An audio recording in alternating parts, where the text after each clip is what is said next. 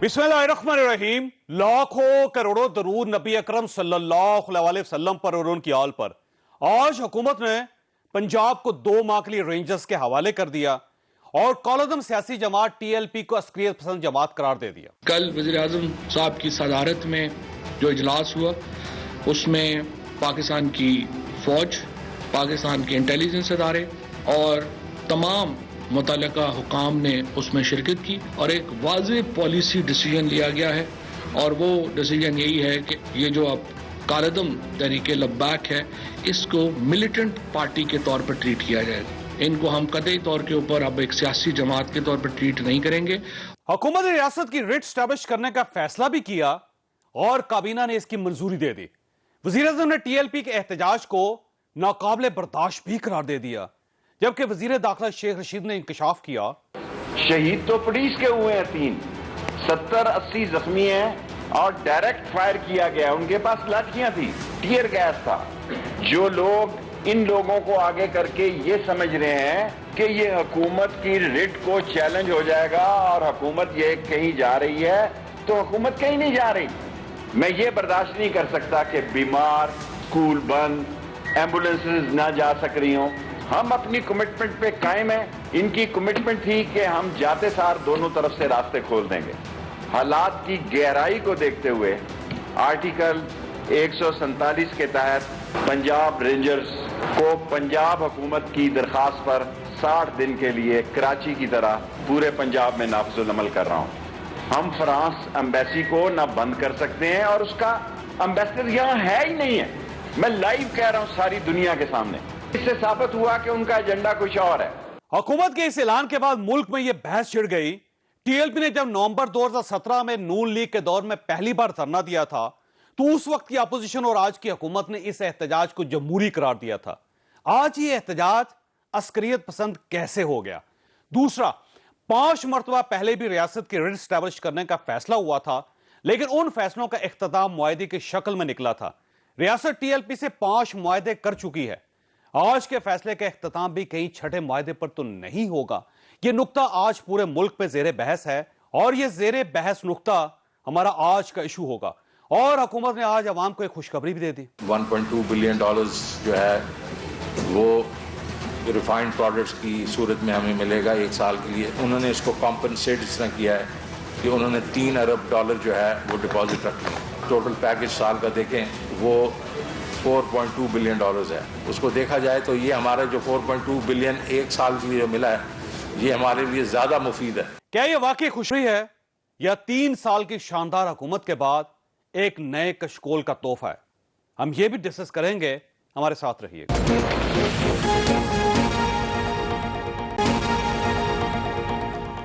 Programme में दोबारा खुश आमदीद। हमारे साथ आज 3 तजियाकार हैं और आज इंतहाई सेंसिटिव इशू पर ज़ाहिर गुफ्तगू करेंगे। इरशाद भट्टी साहब हमारे साथ तशरीफ रखते हैं, मरीफ फारूक साहब हमारे साथ तशरीफ रखते हैं, समी इब्राहिम साहब हमारे साथ तशरीफ रखते हैं।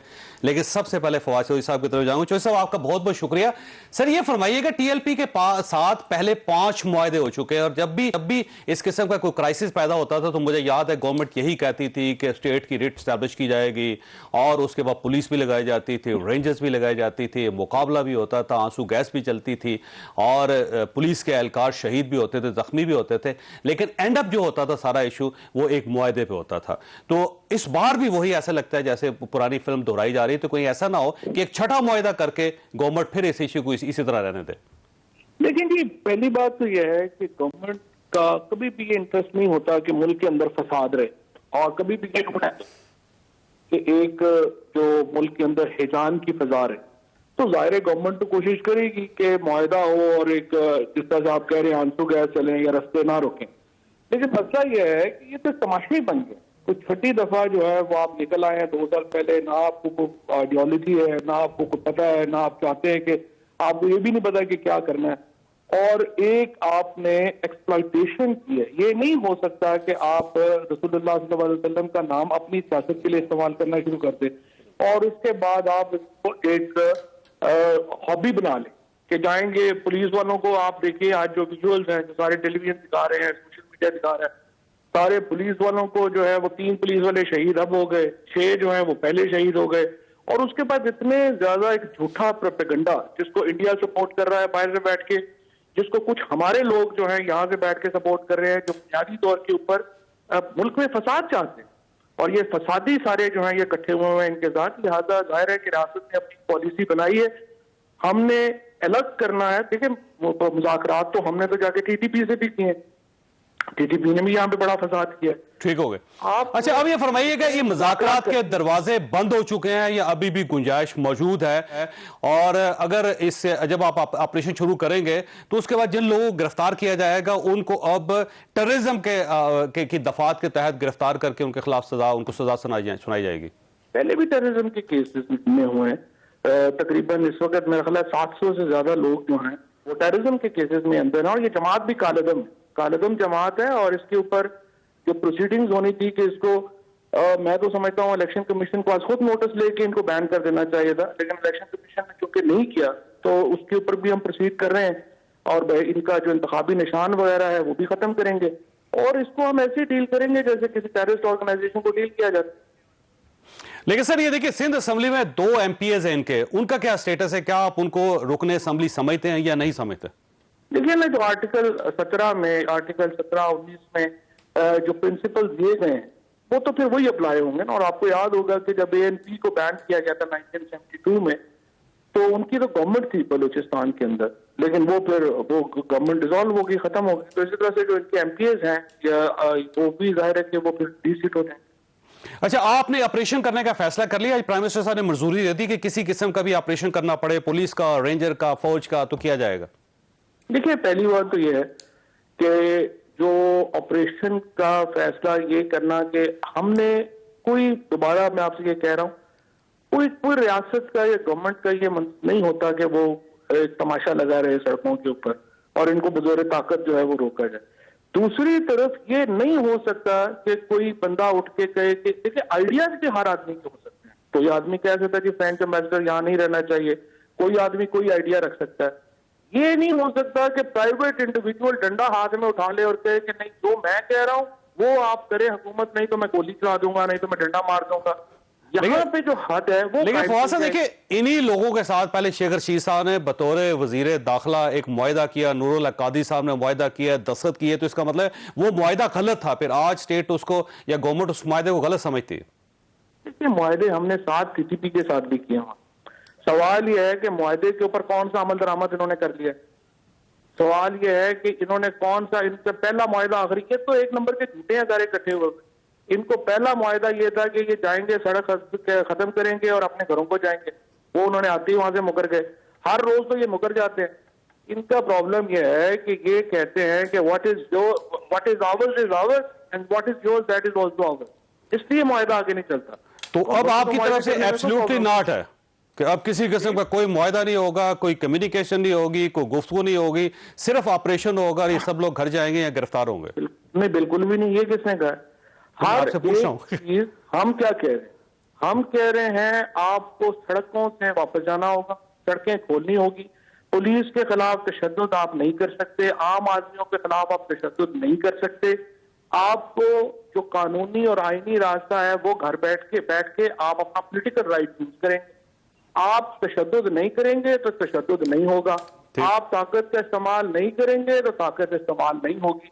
और दूसरी बात यह है कि देखिए, हम एक रियासत, ये तो नहीं कि कोई आदमी उठ के जो है वो अपना रियासत को ही समझे कि कोई हैसियत ही नहीं है और मैं ही सब कुछ इस मुल्क को चलाऊंगा। फिर ये तो मेल्टडाउन हो जाएगा, सारी का सारी सोसाइटी मेल्टडाउन हो जाएगी। ये तो मैंने आपको कहा कि ये और इनके कुछ हमायती जो फसादियों का गिरोह है, ये तो सिर्फ फसाद चाहते हैं मुल्क। नहीं सर, अब डेडलाइन क्या है सर कि कब तक ये सड़कें इनको खाली करनी चाहिए? वो शुरू हो गया है काम, बता दिया उन्हें कि सड़कें फौरी खाली करें। 24 घंटे में, 12 घंटे में, 36 घंटे में, कितना टाइम? ये इंटीरियर मिनिस्ट्री डील कर रही है, इतनी तफसीलात की जरूरत। अच्छा, आज आपने सोशल मीडिया पे या जर्नलिस्टों के ऊपर भी एतराज किया था। समी इब्राहिम साहब भी हमारे साथ हैं, मेरा ख्याल है आपका इशारा डायरेक्ट इनकी तरफ था। मेरा सिंपल आपसे सवाल यह है कि आप ये समझते हैं कि जो लोग इनको सपोर्ट कर रहे हैं वो भी फसादी हैं और इक्वली कल्प्रेट है? 100%, कोई शुबह।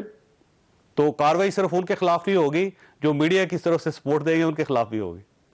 देखिए, ये तो हमारा जो टेररिज्म एक्ट है उसमें भी लिखा हुआ, हमारा जो FI एक्ट है उसमें भी लिखा हुआ, जो कानून है उसके ऊपर अमल दरामद होगा, उसमें क्या होगा। ठीक है, जो सब आपका बहुत बहुत शुक्रिया। बड़ी साहब ये फरमाइए कि सारी सूरत हाल आपके सामने है। अब मसला फिर वही है कि हर बार जब भी एक्शन लेती है स्टेट तो ऐसा महसूस होता है कि अब ये फाइनल है, अब किसी किस्म की कोई गड़बड़ नहीं होगी, लेकिन अल्टीमेटली 10, 15, 20 लाशें उठाने के बाद, बहुत बड़ा फसाद फैलाने के बाद, बहुत सारी टीयर गैस चलाने के बाद आखिर में एक मुआहदा होता है और फिर जूं की तूं की सूरत हाल हो जाती है। तो इस बार आपको महसूस होता है कि स्टेट या गवर्नमेंट क्लियर है? अगर नहीं है तो होना चाहिए, बिल्कुल होना चाहिए। पहली बात तो यह है कि रसूल सल्लल्लाहु अलैहि वसल्लम पर हमारे सारों की जाने कुर्बान, सब कुछ कुर्बान। ये साद रिजवी साहब या उनकी जमात सिर्फ रसूल सल्लल्लाहु अलैहि वसल्लम से मोहब्बत नहीं करती। मैं समझता हूँ, मैं अपने तौर पे समझता हूँ कि मैं पूरी दुनिया में सबसे ज्यादा नबी से मोहब्बत करता हूँ। इसमें कोई शक नहीं। हर मुसलमान वो मुसलमान हो ही नहीं सकता। पहली बात। दूसरी बात कि मुझे बड़ी हैरानगी हुई है कि अल्लाह के फजल से हम मक्का मदीना से भी आगे निकल आए हैं। कोई मक्का में बंदा निकला, उन फ्रांस में वो भी है ना, कोई मदीना में हुआ, क्या वो रसूल सल्लल्लाहु अलैहि वसल्लम से मोहब्बत नहीं करते? टर्की है, ये अलहदा बात है। ये अलहदा बात है कि यहाँ जमहूरियत का हुस्न सर पे नाच रहा है, लेकिन फिर भी वो किसी और तरीके से भी तो इhtजाज कर सकते थे। तीसरी बात यह है कि जब भी मामला दुनिया के किसी कोने में अपने घर को आग लगा दो, अपने बंदे मार दो। ये नौ जो पुलिस वाले शहीद हुए हैं या जान से गए, ये रसूल से मोहब्बत नहीं करते थे। और जो बेगुनाहों की जदादें जली हैं, जो मोटरसाइकिल गाड़ियां जली हैं, वो रसूल से मोहब्बत नहीं करते। और रसूल सल्लल्लाहु अलैहि वसल्लम ने तो फरमाया था कि जो नाप तोल में कमी करे, खयानत करे, वो हम में से नहीं है। हैं कितने हैं? रसूल सल्लल्लाहु अलैहि वसल्लम ने फरमाया था मोमिन झूठा हो ही नहीं सकता, बुखील हो सकता है, बुज़दिल हो सकता है, झूठा नहीं हो सकता। कितने हैं? रसूल सल्लल्लाहु अलैहि वसल्लम की सुन्नतों पे अमल करते हो, उस वहस में पड़ा है, निकल आते हैं, अपना घर जलाते हैं। तीसरी बात इसके लिए होता है, ये हमें ले क्या डूबी? झूठ, मुनाफकत, डांग टपाओ पॉलिसी। किस तरफ से? ये हुकूमत हर हुकूमत जो आज देखा, आपको याद है कि 2017 में इमरान खान साहब के ख्यालात थे कुछ, आज वो ख्यालात कंप्लीट आज की जो हुकूमत है वो कल की अपोजिशन बनी बैठी है। कल की जो अपोजिशन थी वो आज हुकूमत बनी, वो कल की अपोजिशन। लेकिन इसमें एक चीज अच्छी है कि अपोजिशन की किसी पार्टी ने दूसरे फरीक को सपोर्ट नहीं किया। मौलाना साहब ने आज नहीं की, मौलाना को बस पाकिस्तान पीपल्स पार्टी जो रूलिंग पार्टी रही है, पीपल्स पार्टी का तो एक पाकिस्तान मुस्लिम लीग नून जो इक़्तिदार में रही है, इन दोनों ने किसी अच्छा झूठ, मुनाफकत और डांग टपाओ पॉलिसी। तीसरी बात है हुकूमत को चाहिए क्या? अकल, अमल, मसल उर्दू वाला, अकल, अमल, तीनों चीजों से आ रही हैं हमारी हुकूमतें। उर्दू वाला मसल कौन सा होता है? ताकत। अच्छा, ताकत, इंग्लिश वाला। हाँ, ताकत ऑल आउट जाना चाहिए। ऑल आउट जाना। अच्छा, आपने 4th शेड्यूल में डाला, क्यों निकाला? आपने मुकदमे FIRs किए, क्यों खत्म किए? तो शेख रशीद साहब से पूछना चाहिए नहीं, क्यों किए? शेख रशीद इंटीरियर मिनिस्टर, क्यों किए? हुकूमत है ना, क्यों किए? देखे ना, फवाद चौधरी साहब एक शुरू से एक पॉलिसी, एक लाइन ले रहे हैं, ठीक है, लेकिन ये क्यों किए? क्लैरिटी होनी चाहिए। अच्छा, दूसरे आप जेलों में मुज़ाकरात करते हैं, बाहर आके उनको करते हैं, ये कहाँ का दीन है? ये रसूल सल्लल्लाहु अलैहि वसल्लम ने तो फरमाया था कि रस्ते रसूल सल्लल्लाहु अलैहि वसल्लम की सुन्नत है बंद करना। रसूल सल्लल्लाहु अलैहि वसल्लम की सुन्नत है लोगों को, कोई एम्बुलेंस वाला रुका पड़ा है, लेकिन ये चीज दोनों पे जाती है ना। जब गवर्नमेंट एक तरफ मुज़ाकरात भी कर रही है, साथ ऑपरेशन भी कर रही है, तो कैसे चीजें चलेंगी? आप क्लैरिटी रखें। अगर आप ये समझते हैं कि गलत लोग हैं, शुरू से ही आपको मुआहदा नहीं करना चाहिए। 5 मुआहदे रख के आप बैठे हुए हैं और उसमें ऐसी शख्सियात के दस्तखत हैं कि आप खुद, यानी 2 इंटीरियर मिनिस्टर्स के दस्तखत, 3 इंटीरियर मिनिस्टर्स ने किए हुए यहाँ पे, यानी एहसन इकबाल साहब का मुआहदा, उसके बाद वो जन्नत साहब का मुआहदा, फिर ये शेख रशीद साहब का मुआहदा। तो स्टेट, इसका मतलब ये हुआ कि मुनाफिकत तो स्टेट की तरफ से भी की जा रही है। मैंने तो पहले दिन से कहा, लेकिन क्या आप किस कास्ट पे करना चाहते हैं? आप क्या ये कंटिन्यू करना चाहते हैं? हम पुरानी बातें भी ले आए और खत्म करें इसको, ठीक है। समी साहब, ऐसे हल क्या है? आपका क्या ख्याल है? और क्या स्टेट को अपनी रिट स्टैब्लिश नहीं करनी चाहिए? नहीं, एक तो ये कोई स्टेट की रिट का इशू नहीं है। सारे पाकिस्तानी मानते हैं इस गवर्नमेंट को कि यही गवर्नमेंट है और इनके पास इख्तियारात है।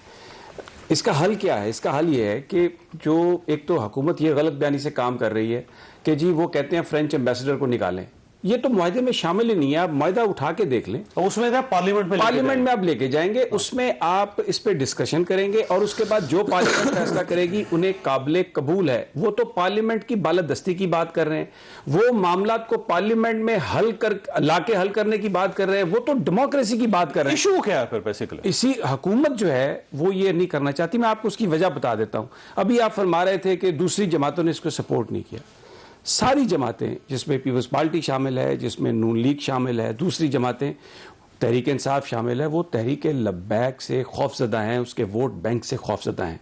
23 लाख वोट उन्होंने लिए हैं।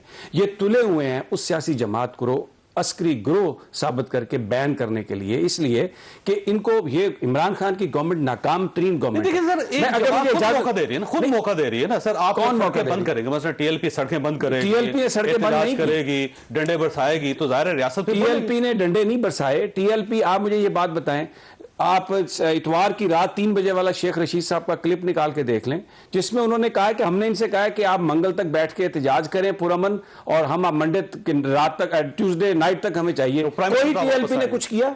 ट्यूसडे नाइट तक कुछ किया? ये जो बात करते हैं उससे मुकर जाते हैं। अभी फवाद चौधरी साहब फरमा रहे थे कि ये झूठ बोलते हैं। आप मुआहदा निकाल के देख लें, अहद शिकन कौन है आपको पता चल जाएगा। और आज भी इसका हल एक ही है कि आप कौमी असम्बली में ले जाएं, वहां पे डिबेट करें इसको, और अगर ये पाकिस्तान के मफाद में नहीं है, असम्बली फैसला कर दे, उनको तो काबिल कबूल है। ये तो आप उनको जबरदस्ती अस्करियत पसंद और वो उनको एक जत्था बना के बैन करना चाहते हैं, क्योंकि आप खौफजदा हैं पॉलिटिकली। अगले इलेक्शन में तहरीक लब्बैक अगर उनको इजाजत मिल गई तो जो परफॉर्मेंस दी है जनाब उस्मान बुज़दार साहब ने और इमरान खान साहब ने, वो कच्चा छटा उसका वो निकल आएगा, सब कुछ सबको याद आ जाएगा। और ये that is the reason they don't want them to act as a political party. अच्छा मिनिस्टर, ये फरमाइएगा, क्या ये पॉलिटिकल इशू है या फिर ये रिलीजियस इशू है या सोशल इशू है या गवर्नमेंट की रेट की एस्टैब्लिशमेंट का इशू है क्या बेसिकली? बिस्मिल्लाहिर्रहमानिर्रहीम। देखिए चौधरी साहब, मेरे नज़दीक तो मुसलमान चाहे वो पाकिस्तान में कहीं पे भी है, तो मेरा तो एक बिलीफ है बड़ा सादा सा कि वो है, अगर वो मुसलमान है तो वो आशिक़ रसूल है। सही बात। ख़त्म नबूवत पे उसका ईमान है, और उसके बाद दूसरा कोई आर्गूमेंट है ही नहीं।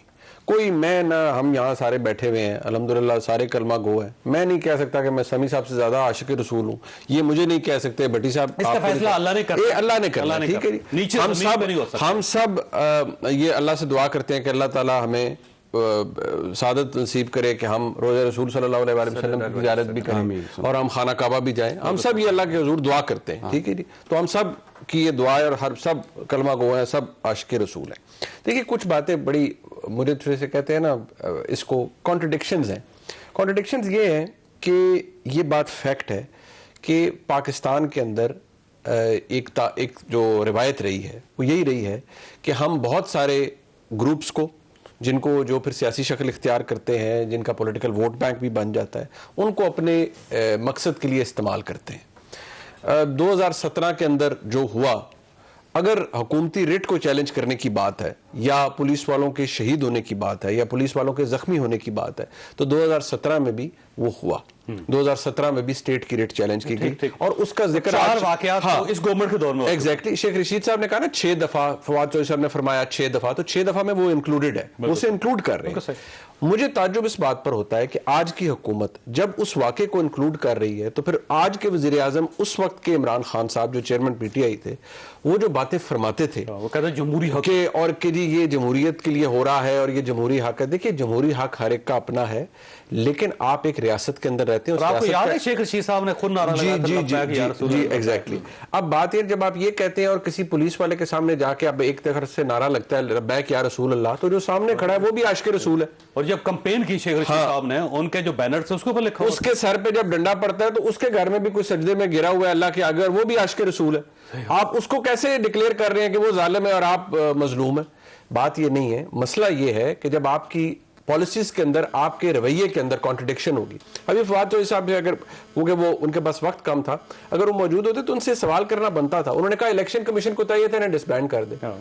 तमाल ताज्जुब की बात है। खुद आर्टिकल 17 का हवाला फवाद चौधरी साहब दे रहे हैं। आर्टिकल 17 आप पढ़ के तो देखें, उसके अंदर लफ्ज है द फेडरल गवर्नमेंट। सही, तो फेडरल गवर्नमेंट करे ना जनाब बैन। तो ये जो अभी समी इब्राहिम साहब ने पॉइंट एक रेज किया है, देखिए मैं ये कहूंगा, जब आप खुद मुआहदों के अंदर लिखते हैं कि जी हम पार्लियामान के अंदर लेके जाएंगे फ्रांसीसी, देखिए वो मुतालबा गलत है, नाजायज है, वो एक सेपरेट बात है। मैं कहूंगा जी नाजायज मुतालबा को तुक नहीं बनता, हम दुनिया के अंदर रह रहे हैं, ऐसे नहीं हो सकता। लेकिन आप खुद मुआहदे करके लिख देते हैं कि जी हम लेके जाएंगे पार्लियामान के अंदर, या फिर you live up to that मुआहदा और ले जाए पार्लियामान के अंदर। और अगर नहीं लेके जाना और अपीज ही करना है उन्हें, तो आप पहले दिन से कहेंगे नहीं जी ये प्रिंसिपल बात है, इस पे कोई नेगोशिएशन नहीं है, इन चीजों के ऊपर हम काम कर सकते हैं, इन पे नहीं कर सकते। दूसरी बात चौधरी साहब मैं आपको ये बता दूं, ये बात सबको अब ज़हन में रख लेनी चाहिए, किसी के पास लाइसेंस नहीं, चाहे वो सियासी जमात हो, चाहे वो कोई भी हो। आप रियासत को मफलूज करें, आप आगे इस्लामाबाद में धरने दें, आम आदमी को तकलीफ है सर मेरी बात सुनिए सर, जो आपका फंडामेंटल राइट है ना चौधरी साहब, जो फंडामेंटल क्या कसूर है? जो फंडामेंटल राइट होते हैं ना दुनिया में, वो भी एब्सोल्यूट नहीं होते। मेरे पास हक है कि मैं जिंदा रहूं, लेकिन मेरे पास ये हक नहीं है कि मैं किसी को मार के जिंदा रहूं। बिल्कुल सही। ये चीज ज़हन में रखनी चाहिए। जब तक हम ये क्लैरिटी नहीं अपने पास रखेंगे, आप ये करते रहेंगे। वो देखिए ना, जो रवायात हैं, जो कवानीन है, वो मजलूम को भी हक नहीं देते कि जालिम का गला पकड़ ले। Exactly। मैं छोटी सी ब्रेक लेती हूँ, ब्रेक के बाद दोबारा प्रोग्राम में दोबारा खुश आमदीद। सभी साहब, ये आज फवाद चौधरी साहब ने जिक्र किया, गवर्नमेंट का ख्याल ये है कि इमरान रियाज साहब हैं और आप दो जर्नलिस्ट ऐसे हैं कि जो बेसिकली टीएलपी की क्लियरली उनकी सपोर्ट कर रहे हैं। तो गवर्नमेंट का ख्याल ये है कि सिर्फ वो जिम्मेदार नहीं, आप लोग भी जिम्मेदार हैं। इंफॉर्मेशन डिसइंफॉर्मेशन फैला रहे हैं, जिसकी वजह से सोसाइटी के अंदर कन्फ्यूजन फैल रहा है और आपके खिलाफ भी कार्रवाई होनी चाहिए। क्या डिसइंफॉर्मेशन हम फैला रहे हैं? हम ये बता रहे हैं कि आज वहाँ पर लोगों पर तेज़ाब फेंका गया, वहाँ पर लड़ाई हुई, वहाँ पर गिरफ्तारियाँ हुई, वहाँ पर लोगों पे तशद्दुद किया गया।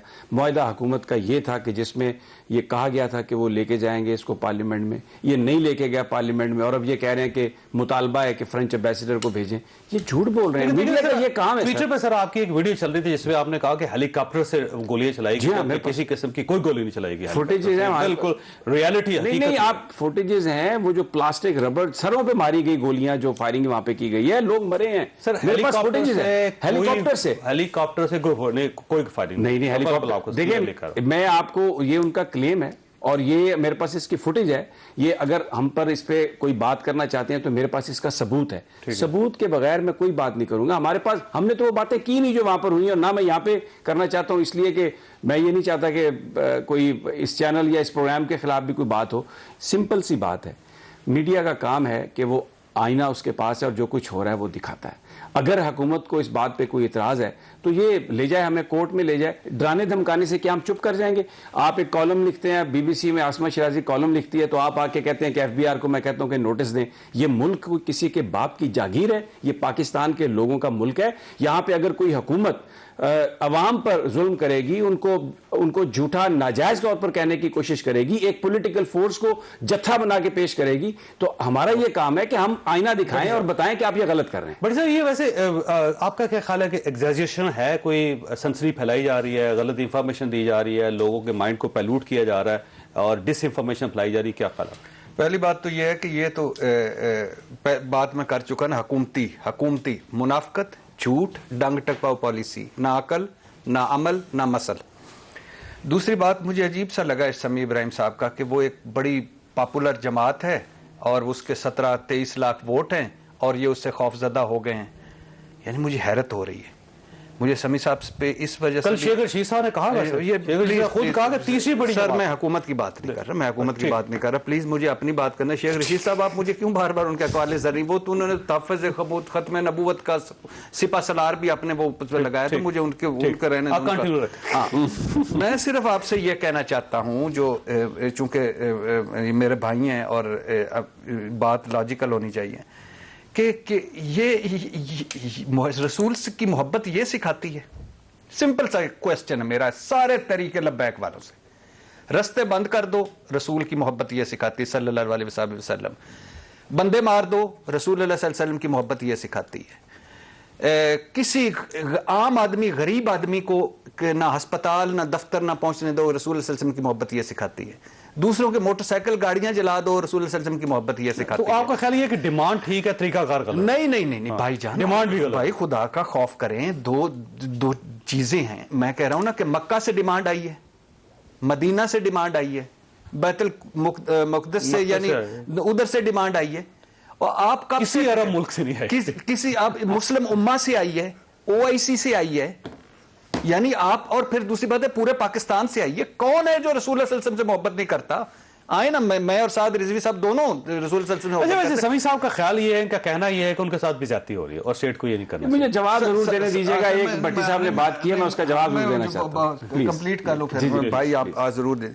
देखिए, बुनियादी तौर पे बात क्या है? बुनियादी तौर पे बात यह है कि आपने हर मर्तबा निकलते हैं, हर मर्तबा। अब आपकी जो ये 9 पुलिस वाले हैं, इससे पहले भी कर ले, इनका मुझे बताएं कौन है? कौन गाड़ियां तोड़ी गई? ये नहीं थे आशिक़ रसूल को नुकसान, ये नहीं आशिक़ रसूल थे।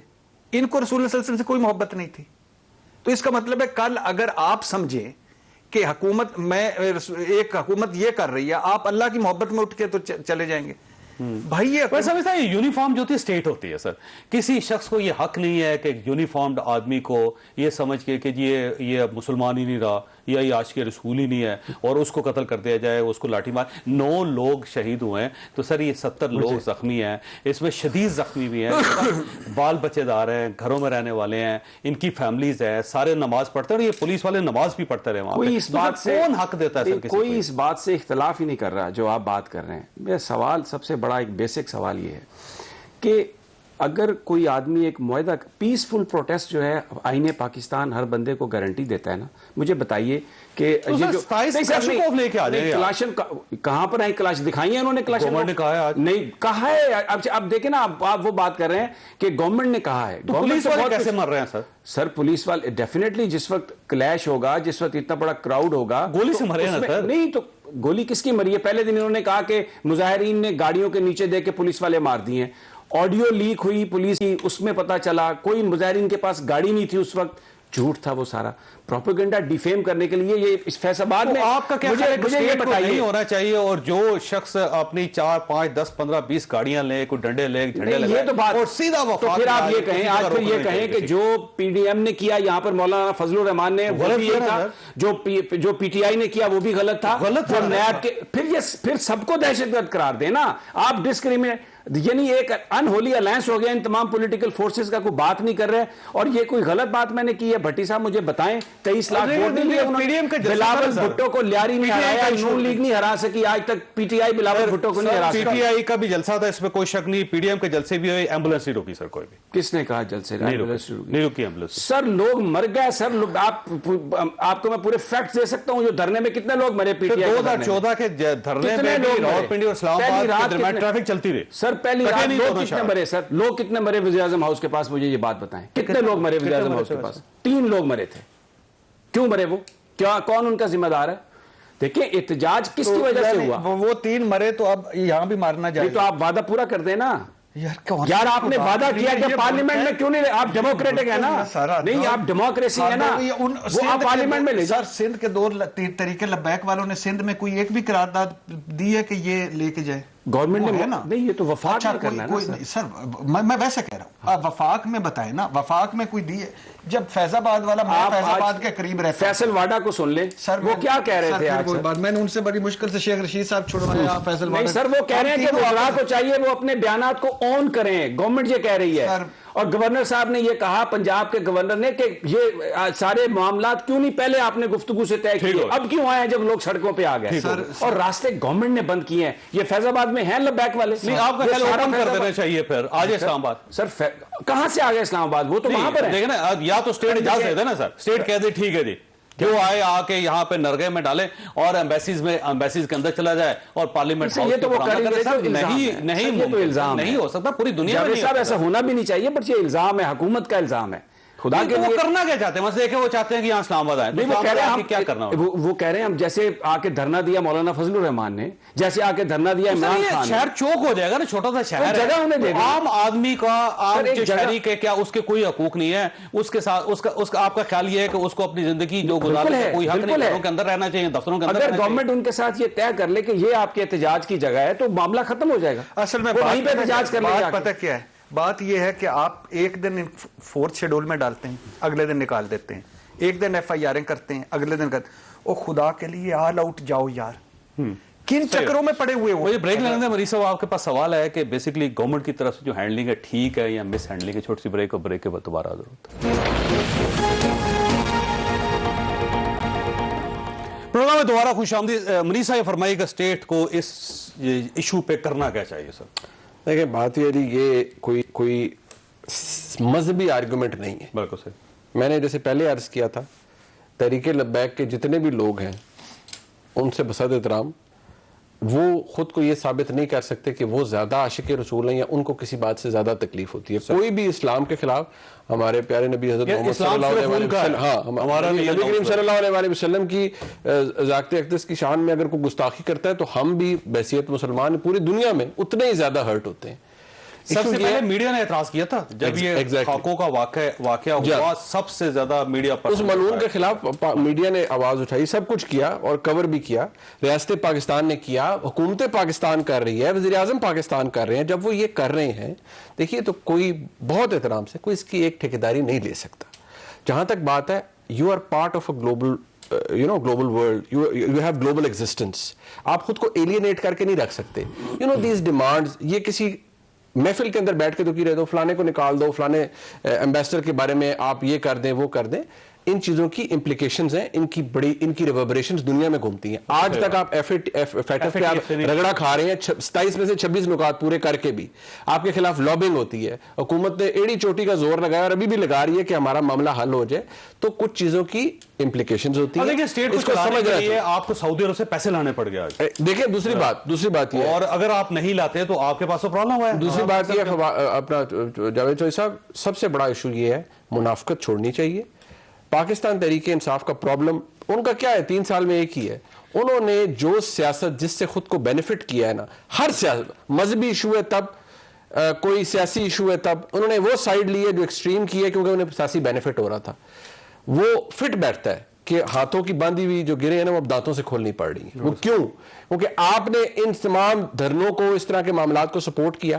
आप आज कहते हैं धरने गलत है, रियासत का कारोबार नहीं रुकना चाहिए। आपने कहा जी हम लॉकडाउन करने आ रहे हैं, पहले 126 दिन का धरना करने आ रहे हैं, या रसूलुल्लाह के नारे लगा के, आज बैनर लगा के, आज वो किस मुंह से कह रहे हैं। और दूसरी बात, ये जो 126 दिन का धरना होता है ना, मैं आर्गुमेंट, मेरे साथ कोई बैठ जाए और इसके ऊपर आईनी कानूनी बहस कर लें और सियासी बहस भी करनी कर लें, वो एक बहुत बड़ा फ्रॉड था। उसने वैसे स्टेट को हला के रख दिया। वो धरना किसी 4 हल्के के लिए नहीं था, वो एक हुकूमत को टॉपल करने के लिए था। एक एनवायरमेंट क्रिएट की गई।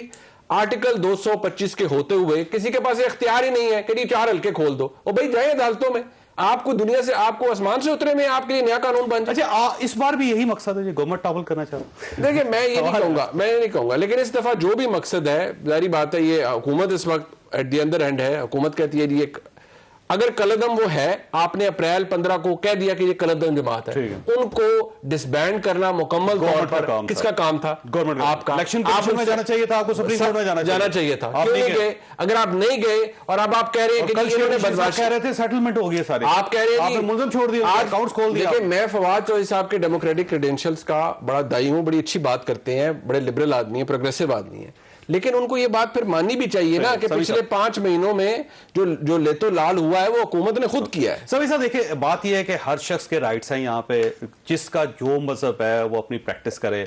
किसी शख्स को ये हक नहीं पहुंचता कि उसके अकीदे के ऊपर सवाल उठाया जाए या ये अंदाजा लगाया जाए कि कितना आशिक रसूल है ये चीज, या कितना मुसलमान है एक चीज।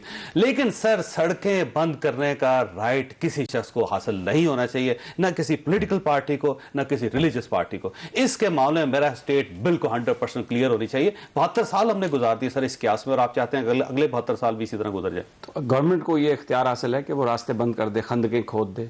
देखिए, स्टेट का मसला ये, स्टेट कैसे ये कर सकते हैं? खोल दे स्टेट, तो आ जाए, कैसे आ जाए, कहां कर दें भाई, सफीरों को बाहर भेज दें। आप गवर्नमेंट तो ये मुल्क कैसे चलेगा? ये आप वो बात कर रहे हैं जावेद चौधरी साहब जो गवर्नमेंट के वुज़रा कर रहे हैं। बात ये है कि किसी का कोई जबर नहीं है दीन पे। पार्लियामेंट में अगर कोई बात पे डिस्कशन होगी, वहां पे मुख्तलिफ फेथ वाले लोग हैं, हर आदमी अपनी राय देगा, बात करेगा। पार्लियामेंट की डेमोक्रेसी से आप क्यों भागते हैं? सर, 2 एमपीज हैं पार्लियामेंट की सुप्रीमेसी से आप क्यों भागते हैं? असेंबली में तो जाकर करारदाद पास करवा लें। अच्छा, आप कह रहे हैं कि सिंध असेंबली में जाएं, फिर कौमी असेंबली, किसी असेंबली में तो जाएं भाई, जहां पर जब उनके 2 एमपीज हैं वो वहां पे करारदाद पास नहीं कर रहे सारे, और आप ये कहते हैं सड़कों के जरिए करारदाद पास हो, कैसे हो सकता है? नहीं, वफाकी हुकूमत उनसे एग्री किया कि हम पार्लियामेंट में इस्तीफा दे रहे हैं। प्राइम मिनिस्टर ने कौम के सामने टीवी पे आके कहा कि हम इसको ले जा रहे हैं, हमारा एग्रीमेंट हो गया, हम पार्लियामेंट में इसको डिस्कशन के लिए ले जा रहे हैं। मुझे बताइए, तो वज़ीर आज़म की बात, ये जो सड़कें बंद की जा रही है इसलिए की जा रही है कि पार्लियामेंट में डिस्कस हो मसला, इसीलिए सिर्फ ये इशू है। तो इस इशू के लिए 9 पुलिस वाले मार दिए सर। नहीं, उन्होंने तो, आप देखें ना, अब ये आप बात वो कर रहे हैं बिल्कुल के पुलिस वाले मार दी। जब आप एक सीन क्रिएट करेंगे, सिचुएशन क्रिएट होगी, लड़ाई में किसी का कोई इख्तियार नहीं होता। रोकना है एहतजाज, आपको पता है कितना काम कर रहे हैं ना, आपको पता है कितना तेजाब फुटेजेस मौजूद हैं? सर, नहीं तेजाब फेंका गया सर, ये सर फुटेजेस मौजूद है। स्टेट इस तरह नहीं करता सर, कमाल कर रहा है। स्टेट ऐसा क्यों नहीं करती? स्टेट तेजाब फेंक जी, स्टेट तेजाब फेंक रही है। नहीं, ये जो हेलीकॉप्टर वाली देखिए, अब आप बिल्कुल ना माने, आपका राइट है, मैं आपको ये नहीं कह सकता। सर दोनों तरफ से मुसलमान है, दोनों तरफ मुसलमान है, लेकिन ये ना करें प्लीज कि वो हेलीकॉप्टर से गोलियां मारी तो तेजाब फेंका तो नीचे। ये सनसनी ना फैलाए। ये सनसनी नहीं है भाई, मैं आपको ये इस फोन में फुटेज पड़ी, आप प्ले कर सकते हैं, मैं दिखा दूं आपको। हम भी जर्नलिस्ट हैं, हमें पता है स्टेट में क्या हो रहा है मुल्क के अंदर। अब तो कोई इंफॉर्मेशन ऐसी छुप सकती नहीं, तो भाई मैं इस वजह से कोई ऐसी बात नहीं है। दूसरी बात यह है कि प्लीज अल्लाह के नाम पे इस रियासत को, इस मुल्क को चलने दो, ये ठेकेदारियां मत करो और इस मुल्क को आगे बढ़ने दो। और क्या इस मुल्क ने आपको क्या दिया और आप इस मुल्क को क्या दे रहे सिविलियन डिक्टेटरशिप से तो आगे नहीं जाएगा। ये यानी अगर ये तहरीक लब्बैक वाले सभी साहब कह रहे हैं पार्लियामेंट की सुप्रीमेसी के लिए निकले हैं, तो फिर मेरा 23 लाख वोट लिए उन्होंने। बिलावल भुट्टो को ना नून लीग हरा सकी, ना पीटीआई हरा सकी। बिलावल भुट्टो को हराया उन्होंने, आप माने तो सही ना। ये सब कांप रहे हैं उनकी पॉलिटिकल ताकत से भट्टी साहब, इसीलिए एक अनहोली अलायंस है। तो सर क्यों उनको मौका दे रहे हैं कि उनको बैन करें? ये बैन कर ही नहीं सकते, ये नहीं कर सकते बैन। ये आप देख लीजिए। वक्त खत्म हो गया सर, वक्त खत्म हो गया। ख्वाजा साहब, आपने गुफ्तगू सुनी, फैसला आप खुद कर लीजिएगा। अल्लाह ताला आप और आपके अहले खाना को और किसी मुसीबत से महफूज रखे। अल्लाह हाफिज।